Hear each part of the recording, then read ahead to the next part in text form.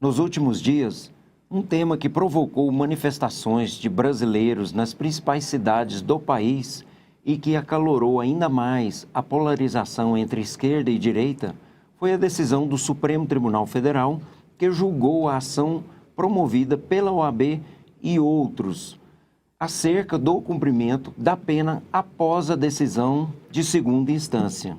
Para a maioria dos ministros do Supremo Tribunal Federal, o cumprimento de pena pela prisão somente deve ocorrer após o trânsito em julgado da sentença condenatória, face ao princípio constitucional da não culpabilidade ou da presunção da inocência. Para falar sobre os aspectos jurídicos da decisão, suas repercussões, consequências, receberemos em nossos estúdios o Dr. Rodrigo Lustosa. Ele é advogado criminalista, sócio do escritório Lustosa e Lima, especialista em Direito Penal e Processual Penal pela PUC Goiás, mestre em Direitos Humanos pela UFG e conselheiro seccional da OAB Goiás. Este programa é exibido no sinal 24, na NET e 524, toda quarta-feira às 21h30, quinta-feira às 22 horas e sábado às 21 horas. Permanecerá disponível no site da TV Metrópole News e no canal no YouTube. Veja detalhes no Instagram, @Debatendo Direito, e no Facebook. Nós vamos para um breve intervalo e voltamos já já.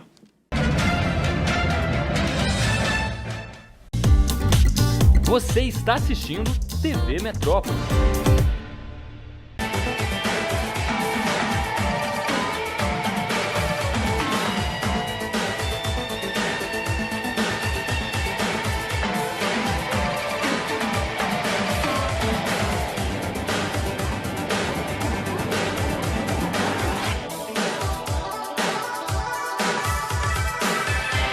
Programa Negócios, Ponte Preta K.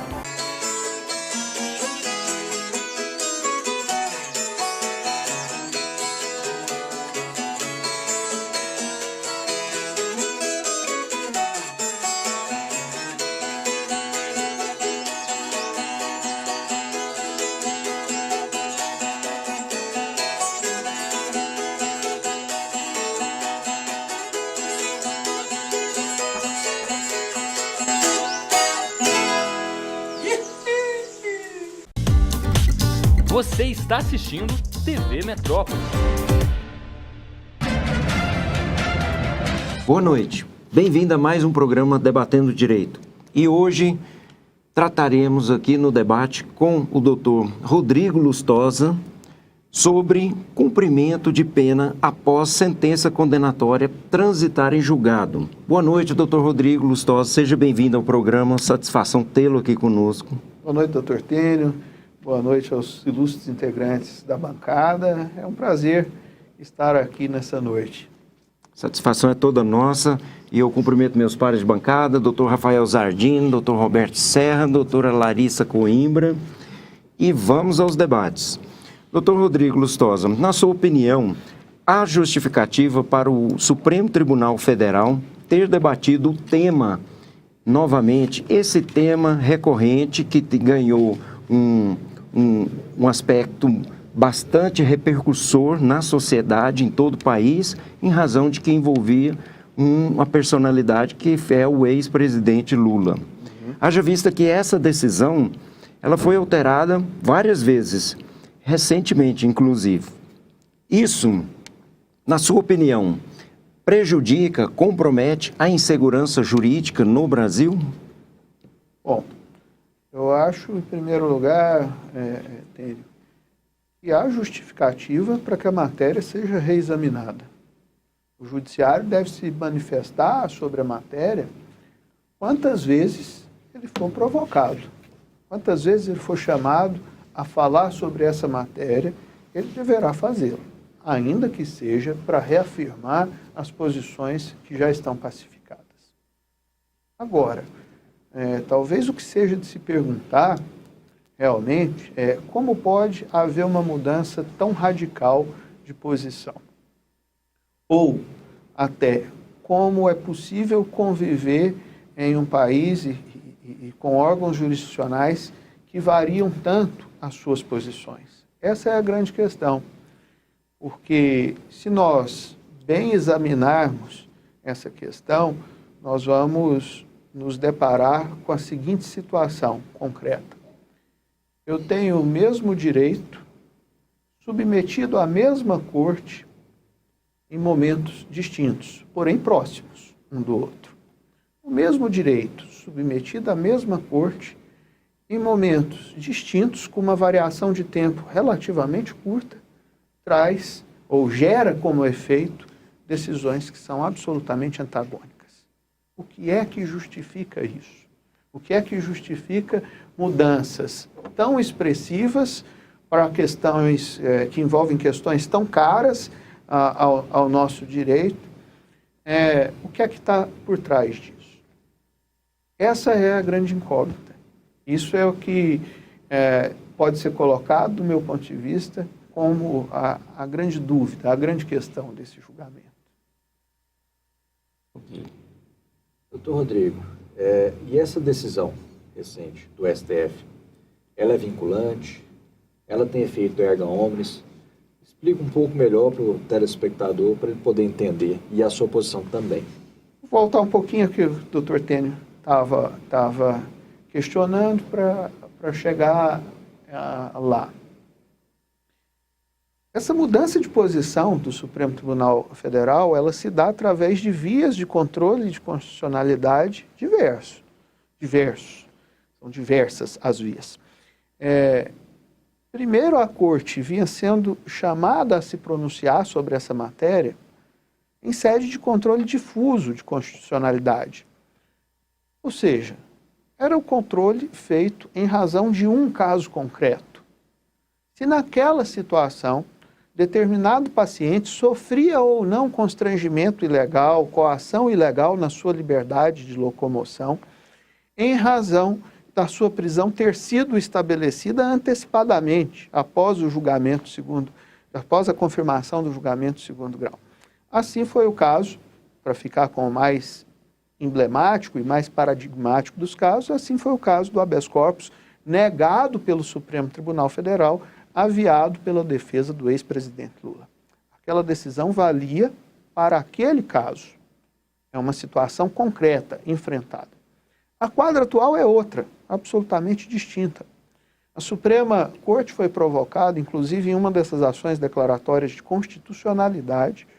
A autoria é da Ordem dos Advogados do Brasil.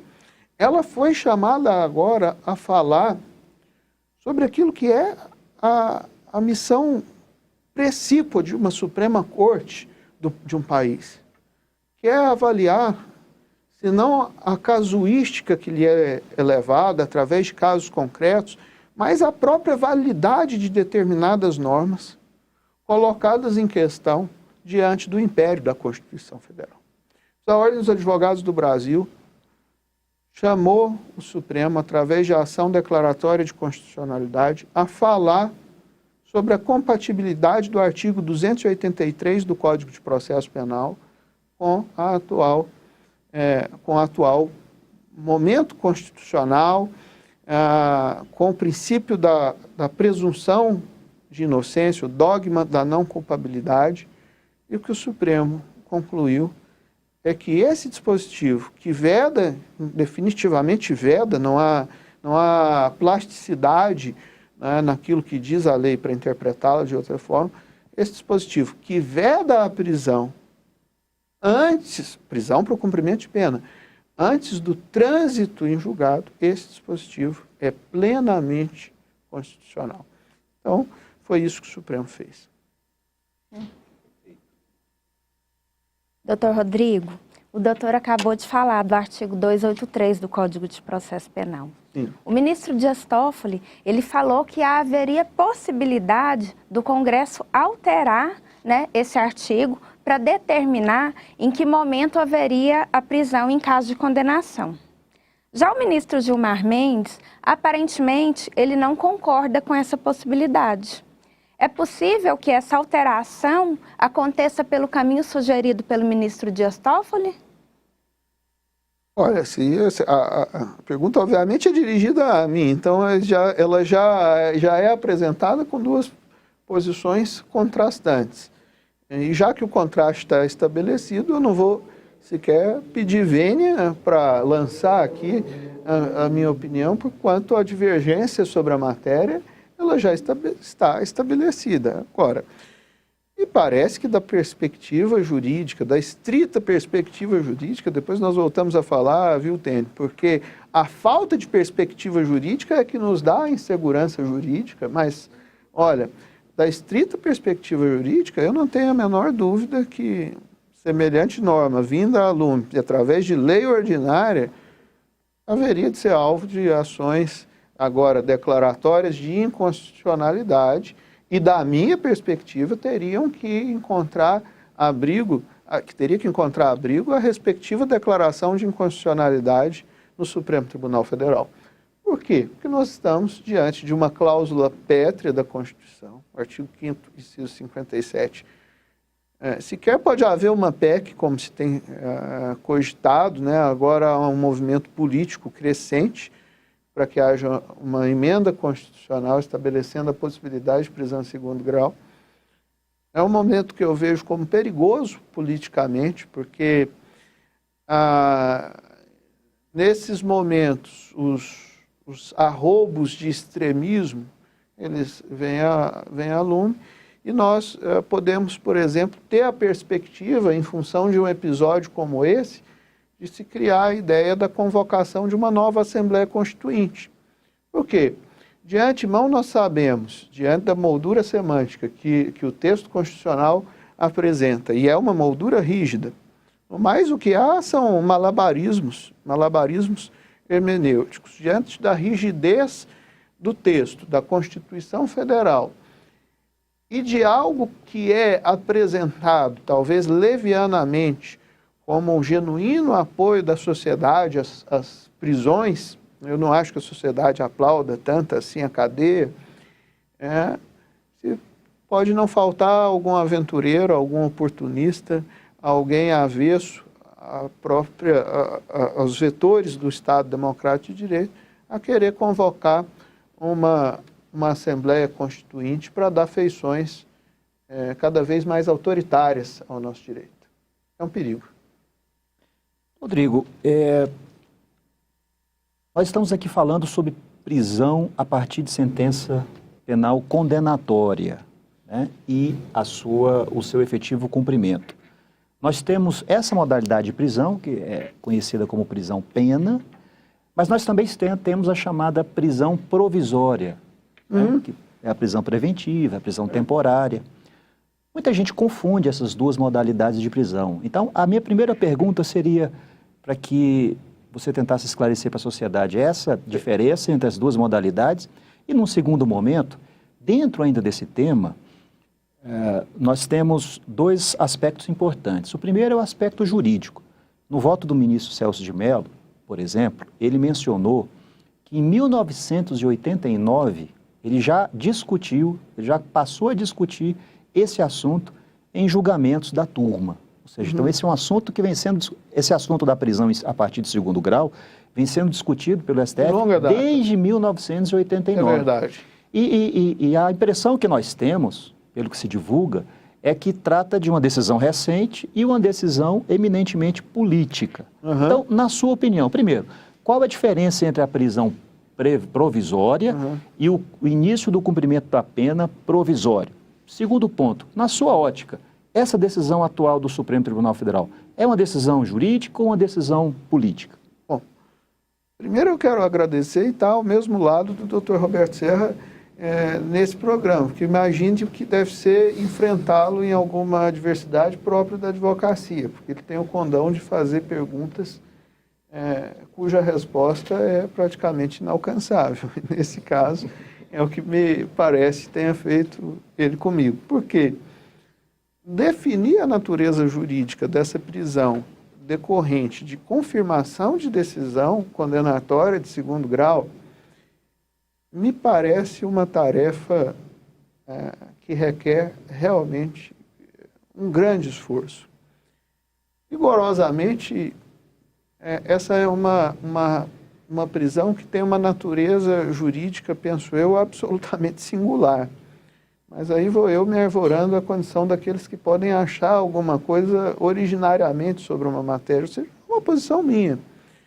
Porque essa prisão, ela não pode estar categorizada entre as prisões cautelares, porque ela não decorre de nenhuma necessidade instrumental, ou seja, ela não se vincula a necessidades endoprocessuais próprias do jogo, do processo. Aquela pessoa foi presa porque está obstruindo a ação da justiça. Não.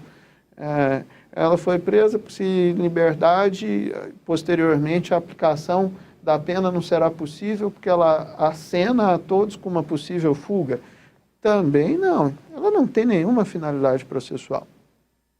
Por outro lado, isso foi uma dificuldade que eu percebi em algumas falas vindas até da Excelsa Corte. É muito difícil você dizer o que é, mas se tenta disfarçar, se tenta lançar sobre isso uma cortina de fumaça, mas é muito difícil você dizer com todas as letras que essa é uma prisão pena. Você está preso porque você foi condenado e está cumprindo a sua pena. Por que é difícil lançar isso? Rodrigo, para responder por que é difícil, eu pediria um minutinho, porque eu estou aqui recebendo o recado que nós iremos para o intervalo e voltaremos no próximo bloco com a palavra sendo lhe concedida. Vamos responder. Perdão. Obrigado.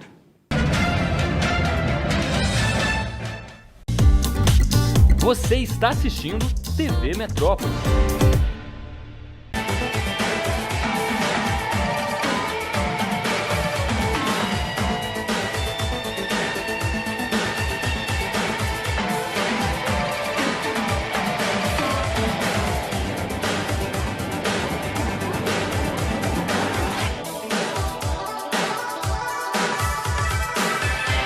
Programa Negócios, Ponte Preta K.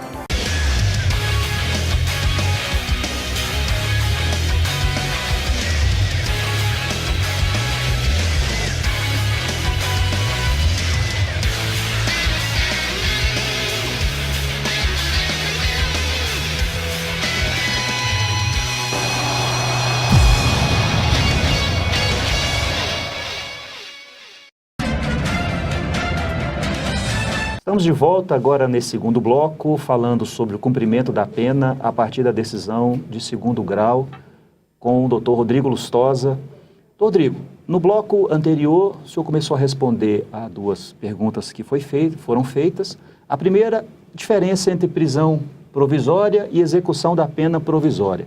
E a segunda, se na sua opinião, essa decisão do Supremo Tribunal, ela teve uma característica política ou jurídica. Eu já me desculpo mais uma vez por ter interrompido o seu raciocínio no bloco passado, mas aqui devolvemos a palavra para o senhor desenvolver o raciocínio. Eu é que me alonguei indevidamente, mas foi razão da pertinência e complexidade da pergunta feita.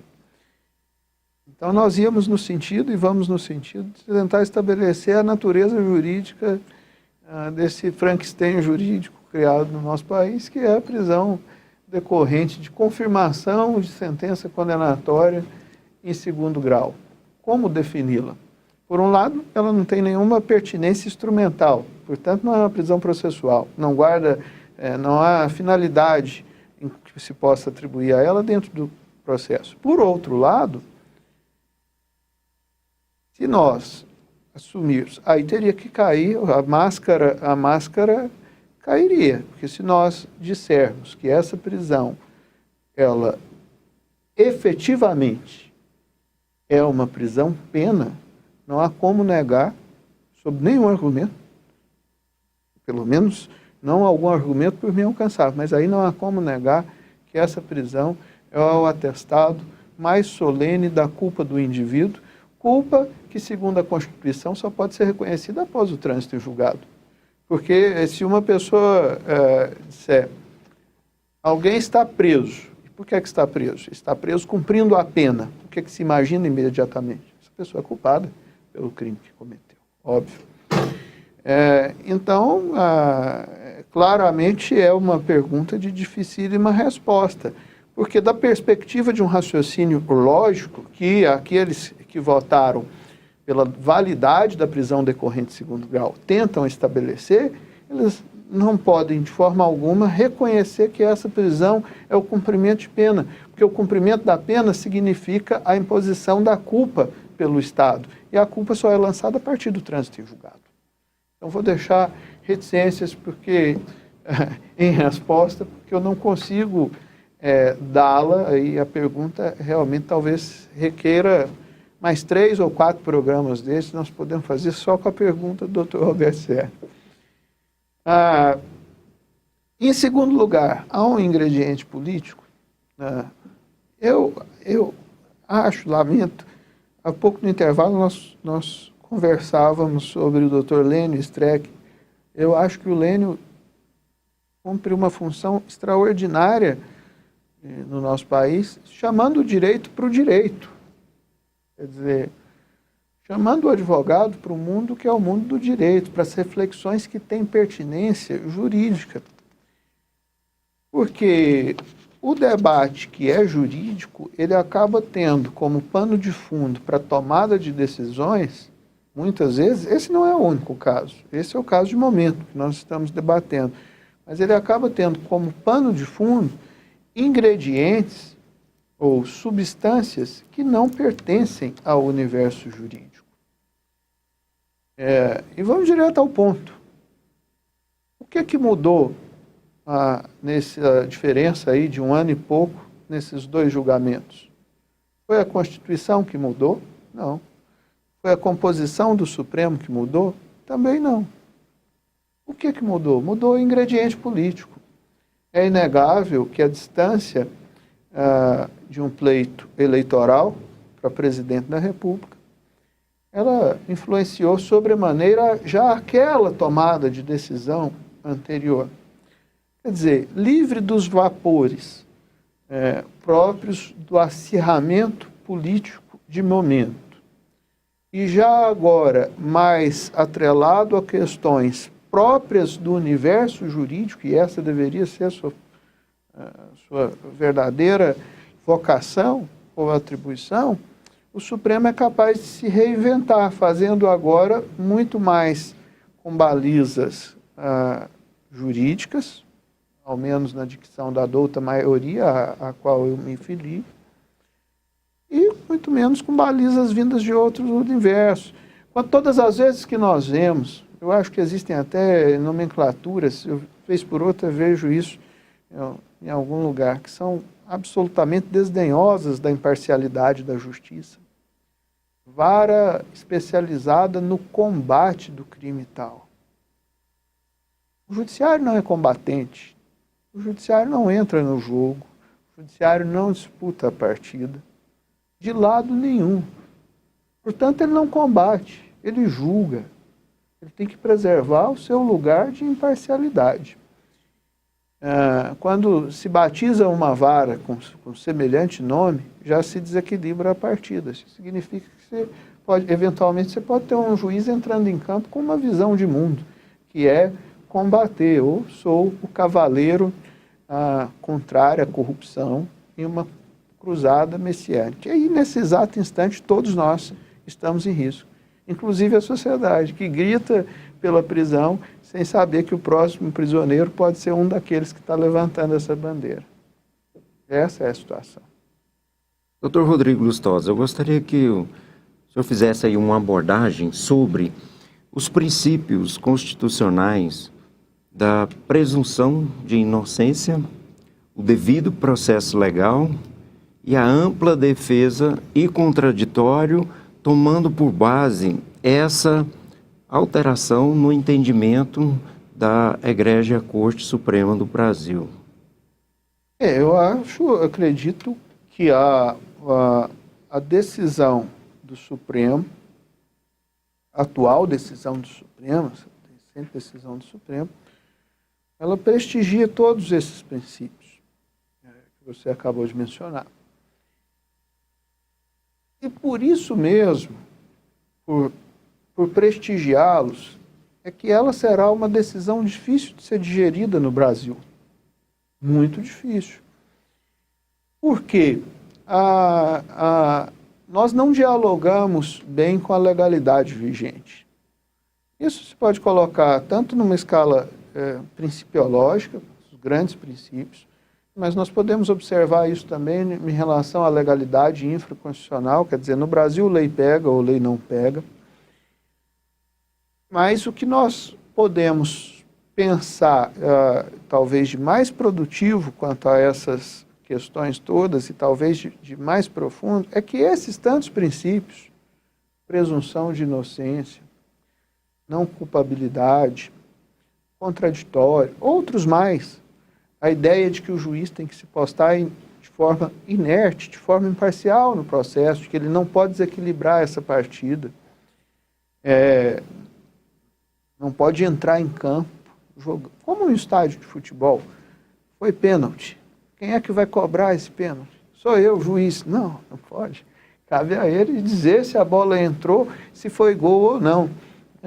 Poderia ser feita aí essa metáfora. Mas para processos judiciais, isso é bem compreendido em um estádio, um campo de futebol. Mas para processos judiciais e quando se trata de assimilação de direitos, isso não funciona muito bem no Brasil. Existem chaves explicativas para isso.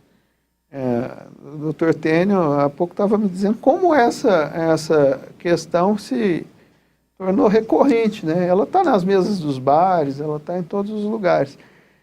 E é absolutamente chocante como as pessoas podem se indispor com as questões mais triviais e mais comezinhas do direito. Você pode haver alguém dizendo que acha que se está processado tem que ser imediatamente preso. Aliás, isso é lugar comum, certos veículos de comunicação reproduzem cotidianamente. Isso encontra coro e eco em amplos setores da sociedade. Por quê?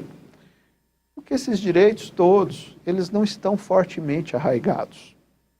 Eles não estão disseminados e enraizados na nossa sociedade como valores. Então, nesse mundo, o advogado criminal ele trabalha contramajoritariamente. A decisão do Supremo de resgate do texto constitucional há de ser lida por muitos como prova inequívoca da impunidade, sinal dos tempos, em um país que vai aos frangalhos. Afinal de contas, a Constituição está sendo cumprida e ela preserva direitos, e nós não dialogamos bem com direitos. Ou, então, entendemos, direitos são só para bandidos, direitos são só para esse, são só para aquilo. Uma série de questões aí. A questão é complexa. Perfeito. Como vocês viram, o debate está interessante, rico, e com brilhantismo estamos recebendo aí todas essas informações e levar a você, telespectador. Vamos para um breve intervalo e retornamos no instante. Você está assistindo TV Metrópole.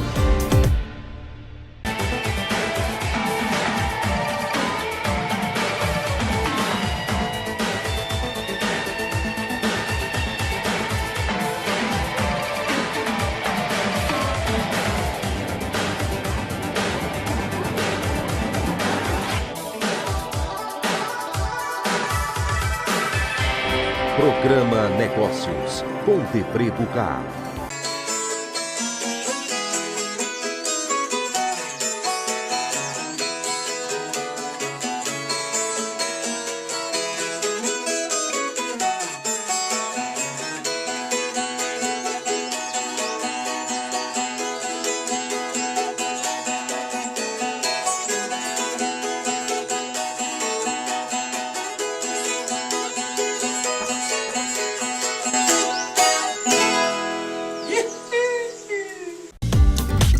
Você está assistindo TV Metrópole.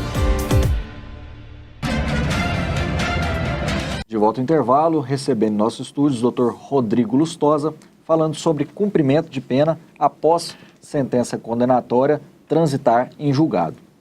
Dr. Rodrigo, ao final do julgamento do STF, o ministro Edson Fachin, relator do processo relativo à Lava Jato, ele manifestou que perdeu-se um relevante mecanismo de combate à corrupção. No entanto, isso não significa que todos os esforços para que haja devido combate à corrupção deixarão de ser feitos, né? Qual a sua opinião? Essa decisão ela prejudica ou não prejudica o combate à corrupção? Olha, eu acho que nós temos uma fé desmedida e excessiva nas prisões. E é por isso que nós convivemos com a multiplicidade de tipos penais que nós temos. Nós temos um direito penal grandioso, eloquente, em termos de quantitativo de material legislativo e de condutas incriminadas. Por quê? Porque se dissemina no país o que é próprio mesmo de culturas em que o Estado democrático, em que os seus princípios estão pouco arraigados, se dissemina no país com grande facilidade soluções autoritárias e soluções aparentemente simples para problemas tão graves, né? Pensar assim, legislação que nos desse máximo e maior rigor em termos de resposta à corrupção, prevendo qualquer sorte de sofrimento e padecimento para as pessoas que eventualmente tivessem incorrido nessas condutas, ela ainda assim, talvez, ela nos desse em retorno algo muito pequeno. Por quê? A verdade é que as pessoas que praticam crimes, e quando praticam crimes, elas não estão exatamente com o Código Penal na mão, ou não estão exatamente com a cabeça atenta às possíveis consequências jurídico-penais. Essa ferramenta, direito penal, a aplicação do direito penal, ele deve ser pensado muito mais em termos simbólicos e muito mais em termos do que é justo como resposta estatal diante do ilícito e como ferramenta de combate ao crime, à criminalidade. Essa noção de que o direito penal é o grande ingrediente das políticas de segurança pública, das políticas contrárias à corrupção, essa é uma visão que me parece absolutamente superada e que a história tem mostrado o seu fracasso. Podem observar que no caso brasileiro nós temos políticas de segurança pública duríssimas. Fazendo um pequeno paralelo, claro que não é esse o nosso assunto. Nós temos uma polícia ostensiva que está nas ruas cotidianamente e que tem ações de resposta que demandam tantas vezes o emprego de uso de força letal, e mesmo diante de um policiamento ostensivo, fortemente armado, e de repetidas e reeditadas políticas de segurança pública que reeditam esse mesmo modelo, não há recuo da criminalidade. Ou seja, existem questões muito mais profundas e não é o direito penal e não é um judiciário com cavaleiros dispostos a um combate por A ou por B que irão dar solução a isso. Me preocupa quando o judiciário assume falas nesse sentido, nesse viés. Doutor Rodrigo, a ministra Carmen Lúcia, ela defendeu no voto dela que a lei penal ela deve ser interpretada de maneira a assegurar a eficácia do sistema criminal. O doutor concorda com essa afirmação? Eu acho que a lei penal ela porque a pena é um desastre tão completo do ponto de vista de todas as suas finalidades. Se você for exatamente meditar um pouco, e essa é uma discussão frequente academicamente nos domínios do direito penal.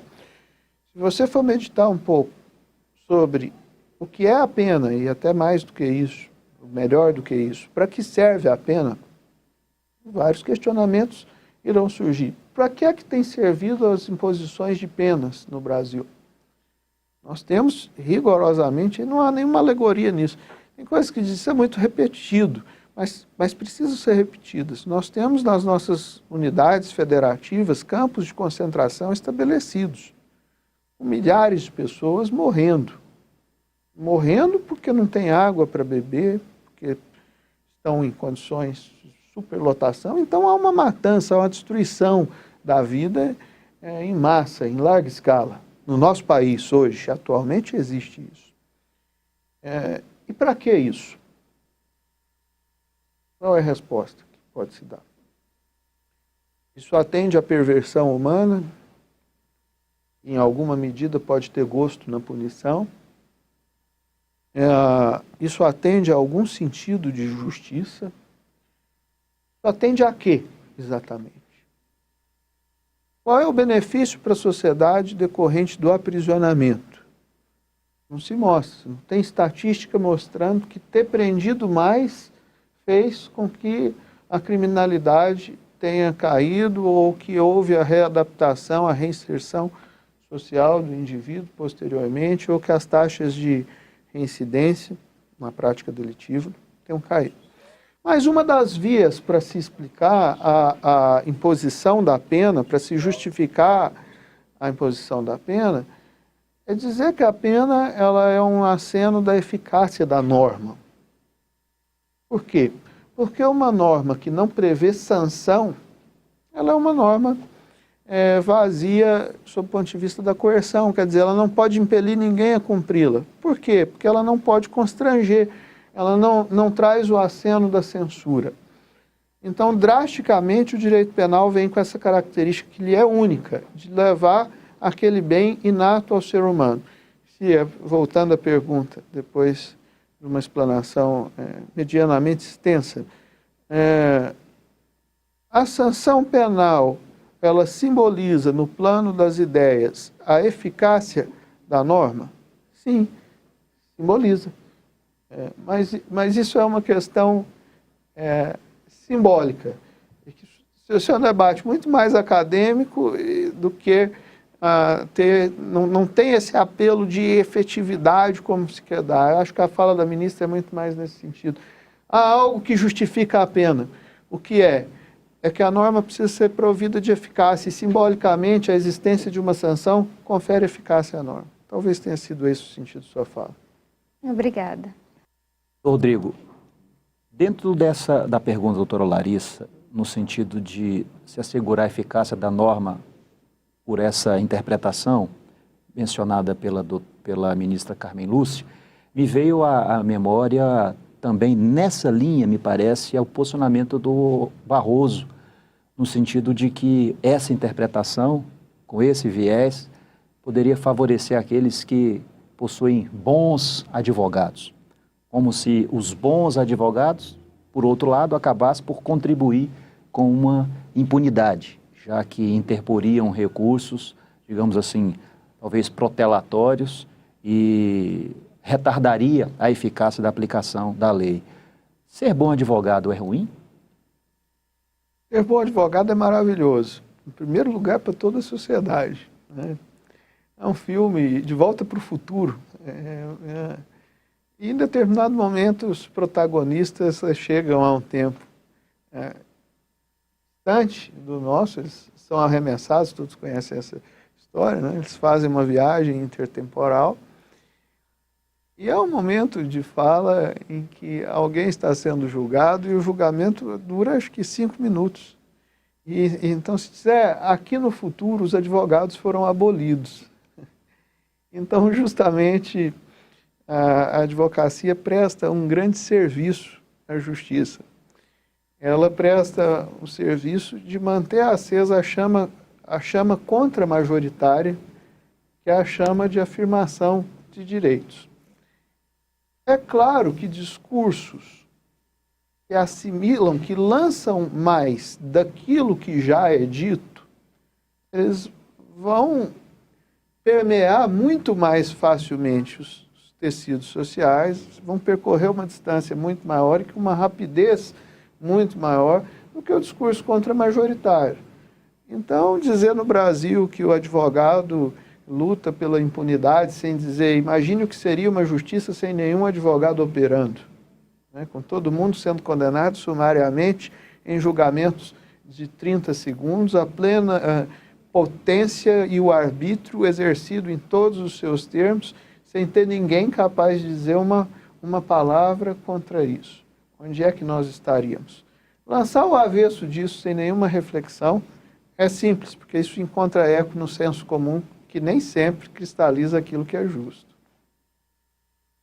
Bom, estamos encerrando mais um bloco, vamos ao intervalo e retornaremos em breve. Você está assistindo TV Metrópolis.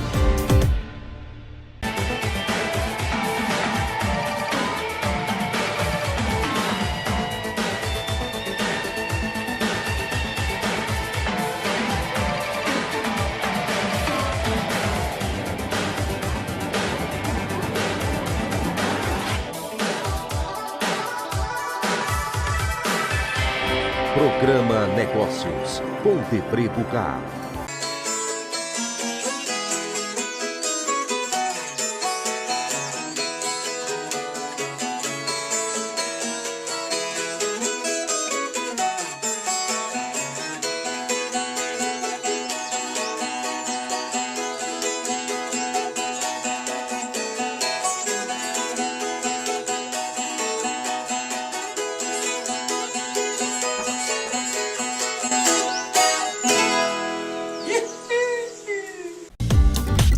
Você está assistindo TV Metrópolis.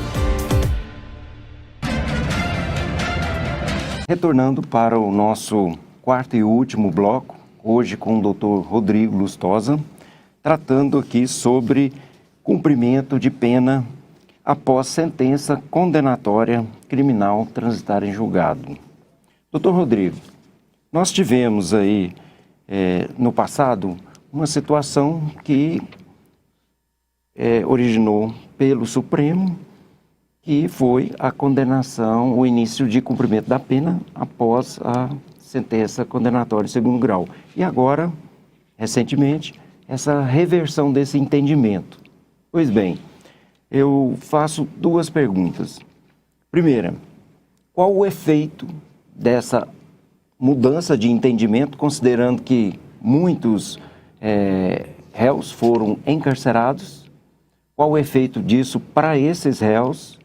E segundo, qual o seu entendimento sobre se houve realmente a aplicação aí do direito penal simbólico por toda a sociedade? E explicar para o nosso telespectador o que vem assim. Olha, primeiro quanto ao impacto dessa decisão, porque como sempre as questões, como sempre ou como recorrentemente tem acontecido, não diria que sempre, mas como tem acontecido com frequência, as questões que não pertencem exatamente ao universo jurídico, elas são apontadas como vetores hábeis a indicar o rumo da decisão. Uma das coisas que se discutiu agora é quantas pessoas seriam colocadas em liberdade. Para que alguns dissessem, vejam que absurdo, vamos colocar milhares de pessoas em liberdade. É até alguma coisa que eu fico pensando, eu nunca vi uma cobertura, exceto nesse programa aqui, que dissesse, vejam que justiça foi feita, o réu foi absolvido.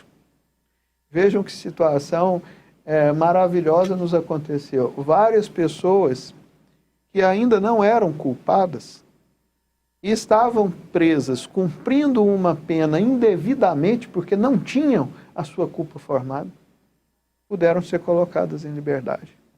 Então esse é o primeiro impacto. É o impacto para se festejar. Eu não sei precisar quantos exatamente já foram colocados em liberdade, mas a expectativa da decisão é que acho que é algo como 4 mil... próximo de 5 mil. Próximo de 5 mil Segundo pessoas. informações do CNJ. Imagine o que é isso em termos de justiça.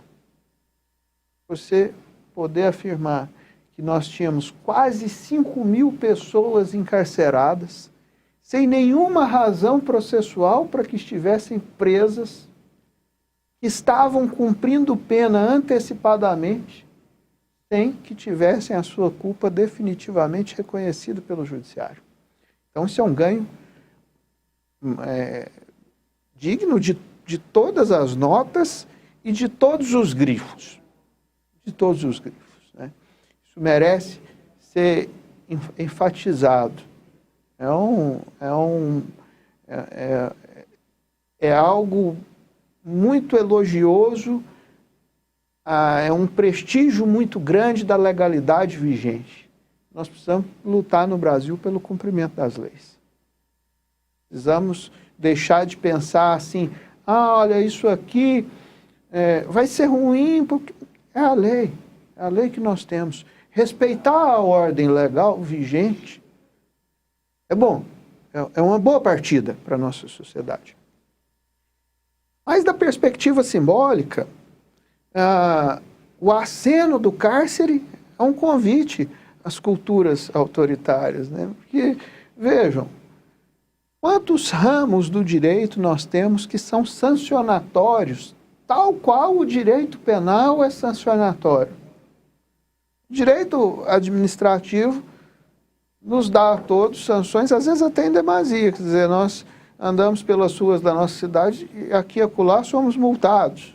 Estamos sendo, todo tempo, advertidos, admoestados pelo Estado.